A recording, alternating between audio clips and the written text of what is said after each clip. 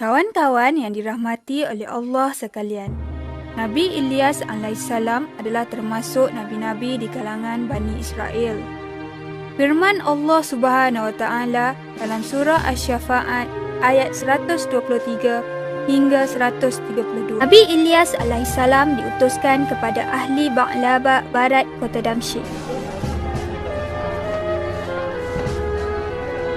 Kaum tersebut menyembah berhala yang mereka berikan nama sebagai Ba'lan ataupun Ba'al.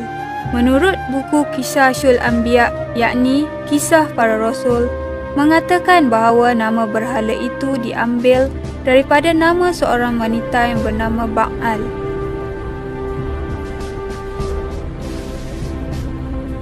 Tapi dengan angkuhnya kaum Ba'laba menolak seruan yang dibawa oleh Nabi Ilyas alaihissalam. Hinggalah suatu ketika, setelah mereka menolak seruan Nabi Ilyas alaihissalam, baginda berdoa agar Allah menarik nikmat yang ada pada mereka. Kemudian Nabi Ilyas alaihissalam berdoa lagi agar Allah Subhanahu wa taala menurunkan bencana kemarau ke atas mereka. Selama 3 tahun mereka mengalami kemarau. Semua tanaman dan ternakan mereka musnah. Mereka juga hidup dalam kelaparan. Ancaman kelaparan telah menyebabkan mereka semua berjumpa dengan Nabi Ilyas alaihissalam.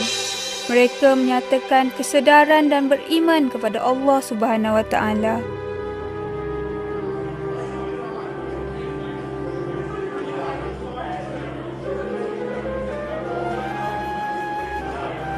Melihat akan kaumnya itu, Nabi Ilyas alaihissalam terus berdoa kepada Allah Subhanahu wa taala, dan Allah Subhanahu wa taala telah memakbulkan doa Nabi Ilyas alaihissalam.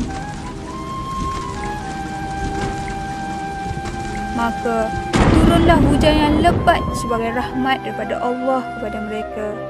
Tanam-tanaman dan haiwan ternakan mereka juga hidup subur seperti sedia kala. Kawan-kawan sekalian, adakah kesedaran mereka itu kekal lama? Tidak. Kesabaran dan keimanan mereka tidak lama.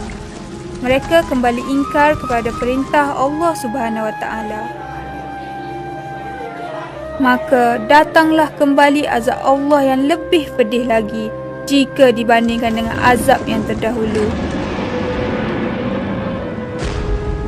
Azab yang menimpa mereka itu ialah gempa yang sangat dahsyat sehingga terkuburnya mereka semua. Tetapi Nabi Ilyas alaihissalam serta pengikutnya terselamat dari gempa tersebut. Kawan-kawan yang dirahmati oleh Allah, pengajaran yang boleh kita perolehi dari kisah Nabi Ilyas alaihissalam ini ialah manusia sentiasa berada dalam kerugian kecuali orang-orang yang beriman dan melakukan amal soleh serta saling mencari kebenaran dan saling berpesan-pesan supaya bersifat sabar. Dalam kisah Nabi Ilyas alaihissalam ini dan juga nabi-nabi sebelumnya, sering kita dengar bahawa manusia itu sering lupa diri apabila berada di dalam kesenangan.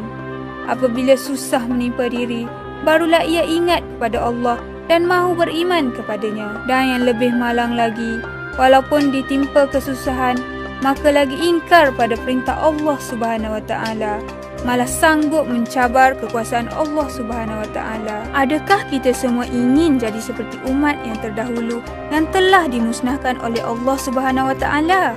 Sudah pastilah kita semua tidak mahu jadi seperti itu. Oleh itu, hendaklah kita selalu berdoa kepada Allah Subhanahu wa taala agar setiap kali kita menerima kesenangan, kita bersyukur dan melaksanakan perintah Allah. Dan apabila kita menghadapi kesusahan, hendaklah kita bersabar. Setiap kesabaran itu pasti ada ganjaran yang akan diberi oleh Allah.